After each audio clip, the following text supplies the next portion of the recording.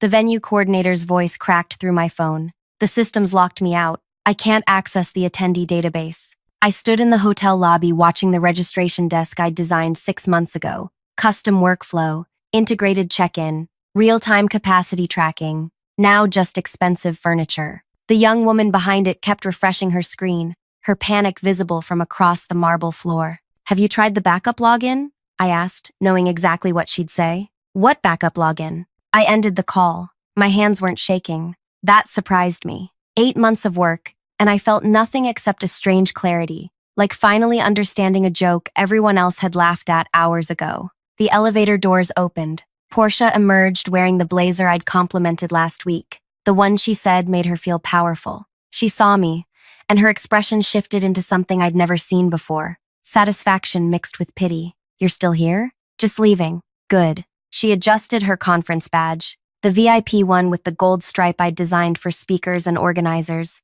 "This'll be better without the confusion. Fresh perspective, you know?" I didn't know. But before I could continue, "I need you to do something for me. If you've ever felt invisible at work, ever watched someone take credit while you stood there silently, hit that like button, drop a comment telling me the worst excuse you've heard for being excluded, and subscribe because what happens next, what I did from that cafe across the street, you won't believe until you hear it." Now, back to that moment. My name is Celeste. I'm 34, chronically early to everything, and I've never learned how to network properly because I'd rather solve problems than discuss them. People find me intense. I find people inefficient. For 8 months, that intensity built the Regional Sustainable Packaging Summit from a conference room argument into something real. I joined the association as events manager in January. The summit was dying, attendance down 40%, sponsors vanishing, speakers recycling the same presentations they'd given for 5 years.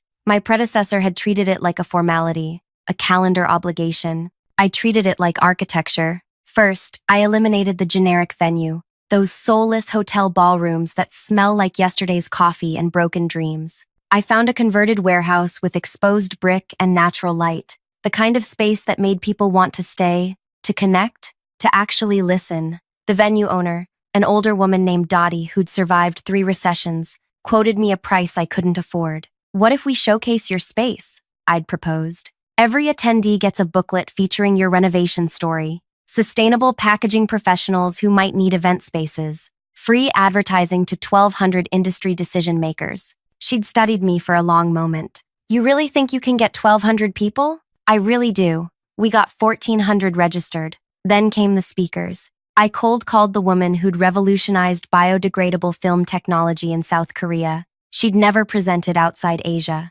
I called her 17 times across 4 months. On the 18th call, I didn't pitch the summit. I asked about her research. We talked for 90 minutes. She agreed to keynote. I recruited 46 other speakers using the same approach. Genuine interest instead of transactional requests. I researched their work, asked intelligent questions, showed them why this summit mattered. Not for attendance numbers, for actual impact. Sponsors came next. I didn't want their money for generic banner placements. I wanted partnerships. I matched each sponsor with programming that aligned with their values. The manufacturer focused on recycled materials. They sponsored the Innovation Showcase. The company developing compostable alternatives. They funded the workshop series on waste reduction. Every sponsor felt seen. Every dollar had purpose. Portia had joined our team in month 5, transferred from membership services. Bright, enthusiastic, eager to learn. I'd trained her on everything: the vendor relationships, the speaker agreements, the sponsor expectations. She absorbed information like someone preparing for a test, always taking notes, always asking follow-up questions. "You're so organized," she'd said once, watching me update the master timeline. "How do you keep track of everything?" "Systems," I'd told her. "Everything connects. You just have to see the whole picture." She'd nodded, writing that down too. By month 7, Portia was handling smaller logistics, volunteer coordination, supply orders, minor vendor communications. She was good at it. Friendly, where I was direct. Warm, where I was efficient. People liked her immediately. "You two make a great team," my supervisor had mentioned during a check-in. "Portia's people skills, your execution ability, perfect balance." I'd agreed. I'd actually believed it. 3 weeks before the summit, Portia asked to review the master file, the central document containing every contract, every contact,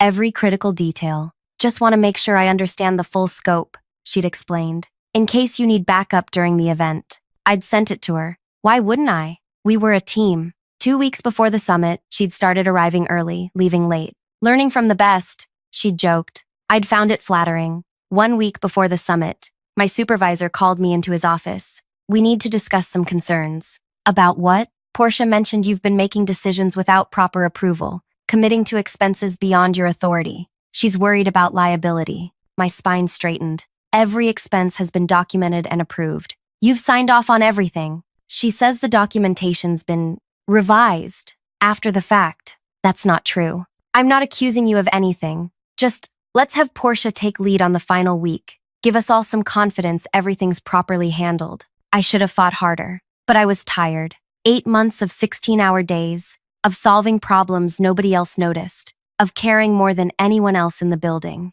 Part of me wanted someone else to carry it for a few days. Fine. That meeting was 6 days ago. Yesterday, Portia had called me at home. Hey, quick question. What's the login for the catering platform? I'd given it to her. And the speaker portal access? I'd sent that too. You're a lifesaver. Get some rest tonight. Big day tomorrow. This morning, I'd arrived at the venue 2 hours early. Like always. The security guard I'd worked with for months, setting up his break schedule, making sure he got fed during long event days, looked uncomfortable when he saw me. Ma'am, I need to see your badge. I'll get it from registration. Ma'am, I have instructions. You're not on the approved list. The world tilted slightly. That's impossible. I'm the organizer. I just follow the list. He'd shown me his tablet. My name wasn't there. Portia's was. Listed as lead event director. That's when she'd appeared, wearing my VIP badge design, carrying the tablet I'd ordered. Standing in the lobby, I'd transformed. Management made some adjustments last minute,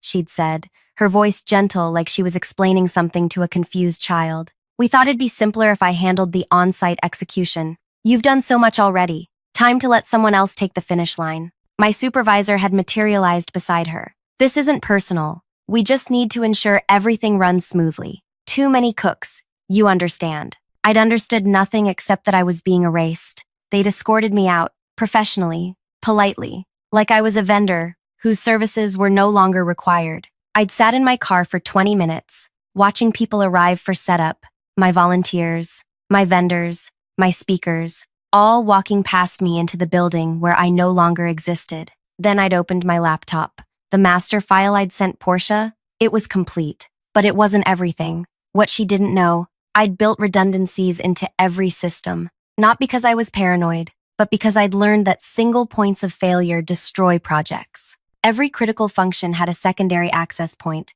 Every important relationship had a personal connection beyond the institutional one. And every single one of those access points required me. Not because I designed it that way intentionally, but because I was the person who'd built the relationships, earned the trust, made the promises. You can steal someone's documentation. You can't steal their credibility. I sent one message. Not to my supervisor, not to Portia, to Dottie, the venue owner. Are you aware that someone modified our agreement without my knowledge? The marketing package we discussed isn't in the current contract. Just wanted to confirm before I follow up with my legal contact. I didn't have a legal contact, but Dottie didn't know that. Her response came in 4 minutes. What? Nobody told me anything changed. I need to speak with you immediately.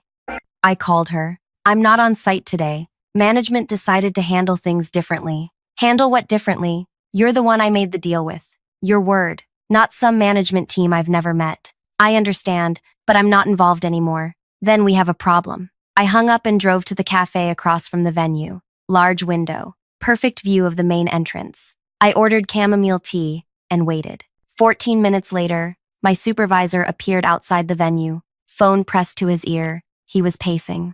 Even from across the street, I could see the tension in his shoulders. My phone buzzed. His name. I let it go to voicemail. 2 minutes after that, Portia appeared in the doorway, scanning the street like she was looking for someone. Her phone was out. She was typing frantically. My phone buzzed again. Her name this time. I declined the call and took another sip of tea. The summit was supposed to begin setup at 9. By 9:30, nothing was happening. The catering trucks sat in the loading zone. drivers standing around smoking, nobody directing them where to go. The audiovisual team had arrived but couldn't access the equipment storage because I'd arranged that access personally with Dottie, and she'd apparently locked everything down until she spoke with me. By 10, the volunteers started arriving. I watched them cluster near the registration desk, confused, checking their phones. I'd recruited each of them personally, mostly students from the local university's environmental program. I'd promised them networking opportunities,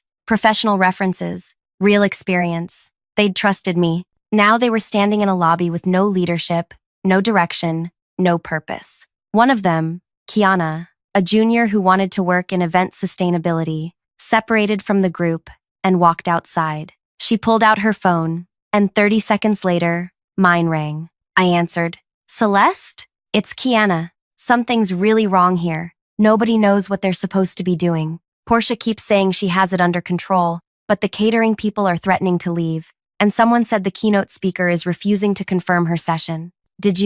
Are you not here?" "I'm not." "Why?" "Good question." I still didn't fully understand the answer. "Management decision." "That's insane. You built this whole thing." Her voice dropped. "We all know that. Everyone knows. It'll be fine. Portia's capable." Portia's panicking. She just yelled at one of the AV techs for asking about the presentation setup. This isn't fine. I watched through the cafe window as Portia emerged again, this time talking to someone I recognized, the sponsor relations coordinator from the biodegradable film company. His arms were crossed. Body language, unhappy. "I have to go," I told Kiana. "Good luck today." "Wait." I ended the call. My phone immediately buzzed with a text from the keynote speaker, the woman I'd called 18 times, the researcher who'd trusted me enough to fly 14 hours for this event. "I was told you're not managing the summit anymore. Is this true? Our agreement was based on your personal guarantee about the format and audience quality. I need clarification before I proceed."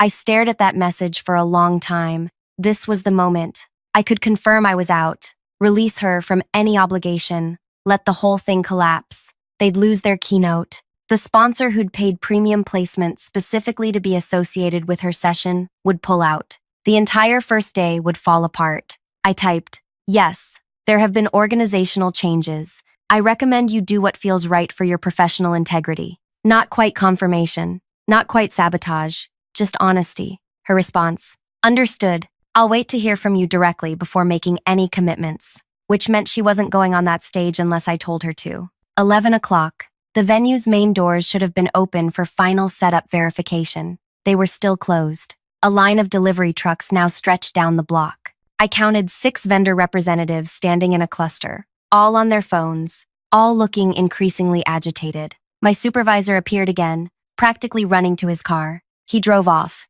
15 minutes later, he pulled up in front of the cafe. He came inside, found me at my window table, sat down without asking. "Fix this." "Fix what?" "You know exactly what." His face was flushed. "Dottie won't unlock the building. The caterer won't unload without your authorization. The keynote speaker won't confirm. The AV company says their contract specifies you as the point of contact for technical requirements. Even the transportation service is asking for you. Sounds like poor planning. This is childish. This is consequence." I kept my voice level. "You removed the person who built every relationship, negotiated every contract, earned every bit of trust. Those relationships don't transfer just because you want them to." Portia said she could handle it. "Portia has a copy of my files. She doesn't have my credibility." I paused. "What exactly did she tell you about me?" He looked away. "That you were cutting corners, making unauthorized commitments, that the budget was out of control because of your overspending. And you believed her. She had evidence, emails, expense reports with discrepancies. Did you ask me about any of it?" His silence was the answer. "She revised those reports," I said quietly. "Changed dates, altered amounts, made it look like I was hiding things. I wasn't. Every single expense was approved through proper channels. You signed off on most of them yourself." "Why would she do that?" "Because she wanted my job, and the easiest way to get it was to make me look incompetent." I finished my tea. "Congratulations, you helped her succeed." He sat there, processing. Outside, the chaos was growing. A news crew had arrived, probably tipped off about the industry's biggest annual summit, expecting professional coverage. Instead, they were filming a parking lot full of confused vendors and a locked venue. "What do you want?" he finally asked. I want you to tell me exactly what happened in the meeting where you decided to exclude me. He exhaled. Portia came to me 4 days ago, said she'd been reviewing the contracts and found irregularities, said you'd been making promises the organization couldn't keep, said she was worried about legal exposure. What promises? The venue marketing package, the speaker travel upgrades, the sponsor activation spaces. She said none of it was properly documented. It was all documented in the master agreement file. Did you look at it? She showed me her version.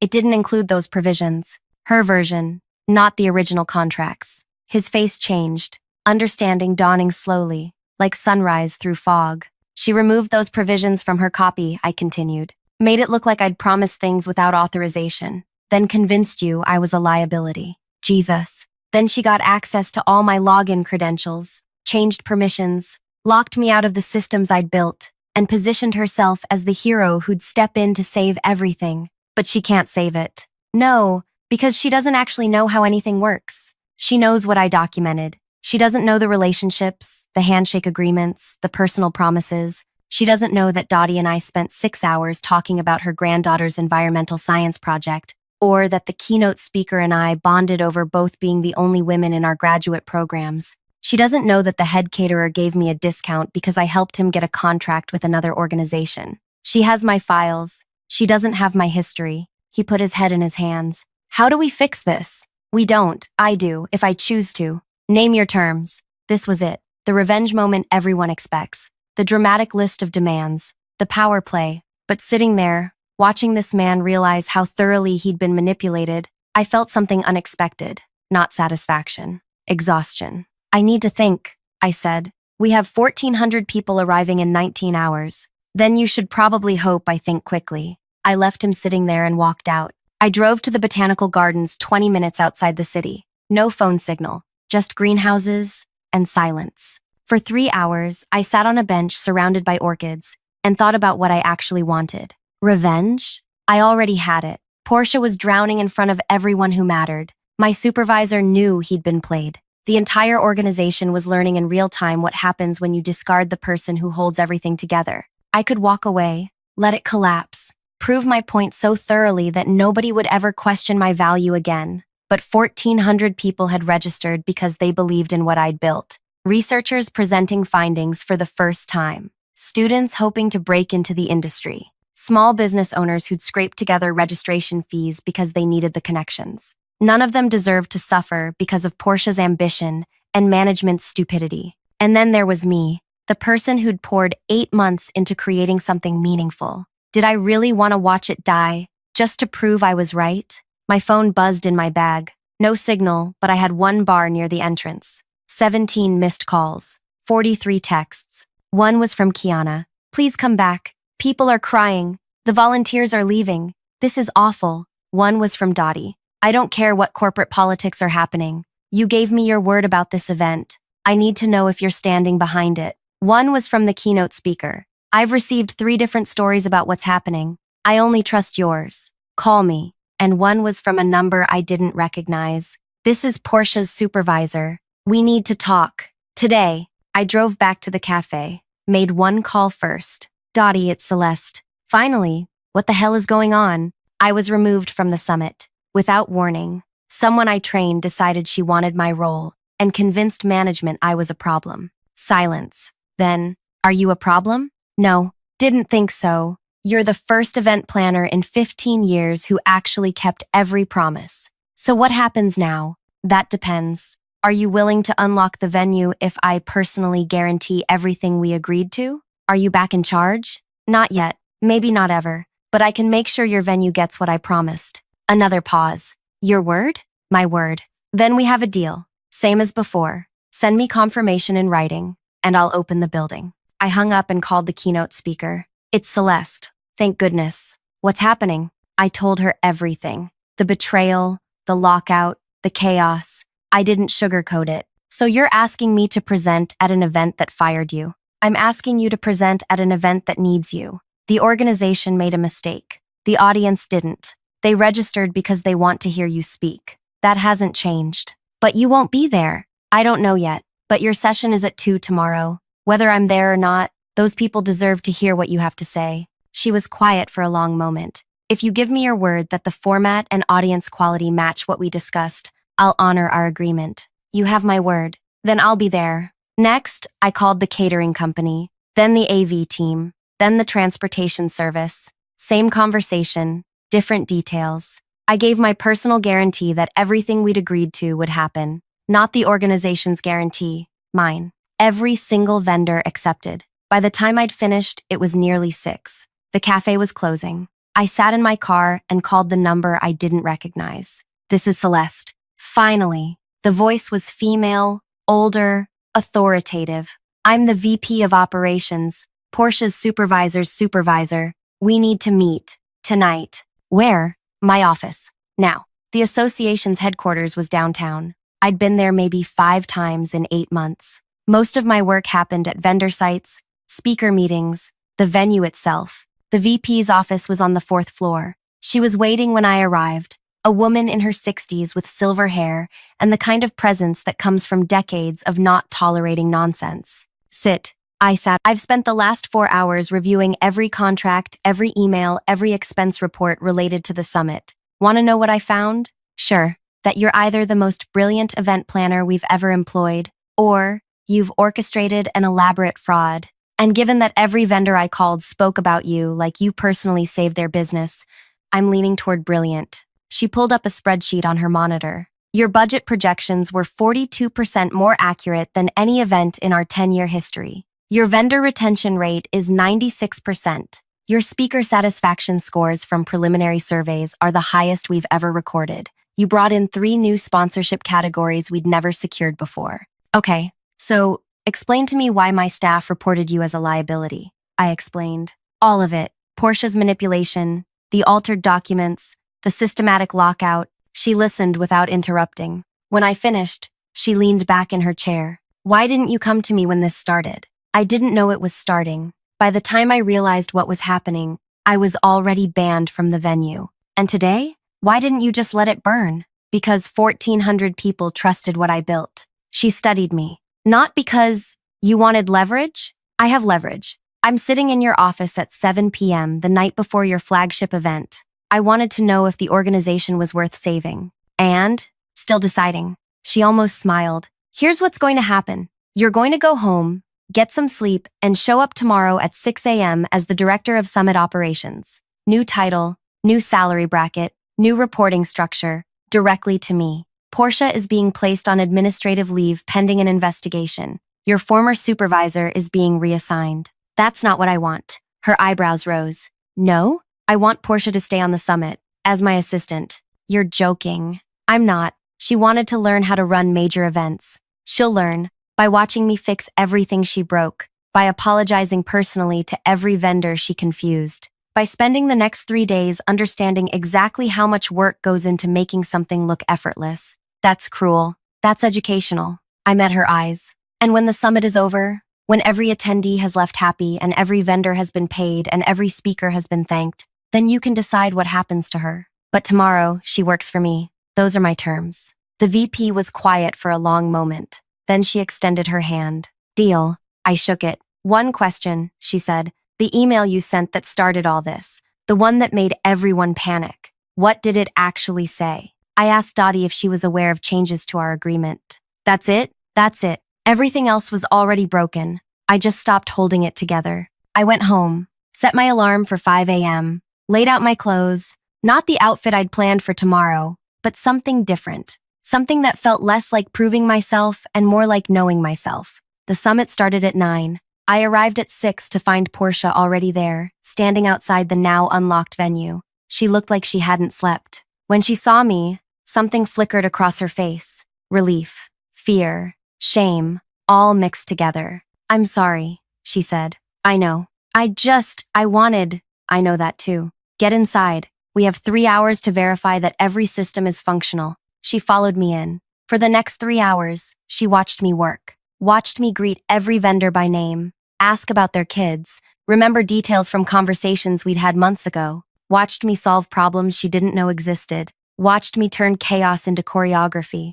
At 8:30, the keynote speaker arrived. She saw me and smiled. There you are. Here I am. I heard what happened, what you did. I just kept my promises. No, she said. You built something that mattered enough to fight for. That's different. The doors opened at 9.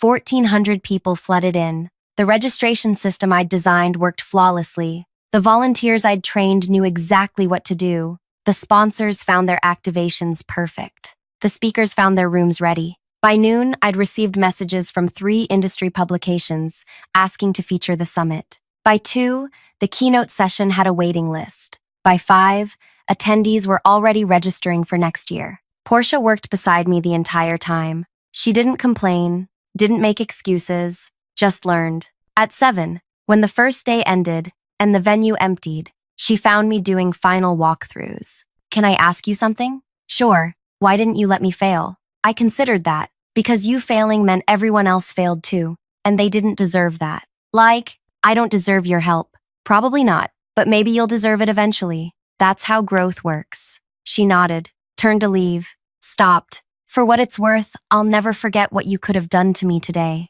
Good. Don't. The summit ran for 3 days. Flawless. On the final evening, the VP found me during the closing reception. Attendance up 32%. Sponsorship revenue up 48%. Speaker applications for next year already incoming. You built something remarkable. We built something remarkable. Don't be modest. Everyone here knows who made this happen. She paused, including the person who tried to take credit. Portia had spent 3 days watching me receive thanks, recognition, respect, watching vendors hug me, watching speakers seek me out, watching attendees stop me to say the summit changed their perspective on the industry. She'd wanted my job. Now she understood what the job actually was. What happens to her? I asked. That's up to you. You're her supervisor now. I found Portia breaking down the registration desk. She saw me and straightened. I'm keeping you on my team, I said. Probationary status. You'll assist on every event for the next year. You'll learn how to build relationships instead of stealing credit. And if you ever manipulate documentation again, I'll personally ensure you never work in this industry. Clear? Clear. Good. Tomorrow morning, you're going to draft personal apology letters to every vendor whose time you wasted. I'll review them before they're sent. She nodded. I walked away, not because I'd forgiven her, but because I'd decided she was worth the education. 2 months later, I'm still director of Summit Operations. The association just approved my proposal for 3 new industry events. Portia is still my assistant. She's better at the work than she was at the manipulation. My former supervisor requested a transfer to a different department. I approved it. And Dottie? Her venue has hosted 4 events since the summit, all because attendees saw her space and wanted it for themselves. She sent me a fruit basket with a note. You kept your word. Rare thing these days. I kept that note. People ask me if I regret not burning it all down, if I wish I'd been harsher, more dramatic, more definitively victorious. But here's what I learned. The best revenge isn't destruction. It's building something so valuable that removing you from it proves impossible. It's being so good at what you do that people learn the hard way what happens when you're not there. They didn't ban me from a conference. They banned themselves from competence. And when I came back as someone they couldn't afford to lose again. That's the revenge nobody sees coming. The kind that doesn't end with you walking away victorious. The kind that ends with you walking back in, more powerful than before, teaching the person who betrayed you exactly how much they never understood. Portia learned, management learned, everyone learned, and me? I learned that sometimes the greatest victory isn't proving you were wronged, it's proving you were right. If this story hit differently than you expected, if you've ever been erased from something you built, leave a comment about how you handled it. Hit subscribe because I'm just getting started with stories about what happens when underestimated people stop playing nice. And like this if you believe the best revenge is becoming too valuable to erase. Thanks for listening.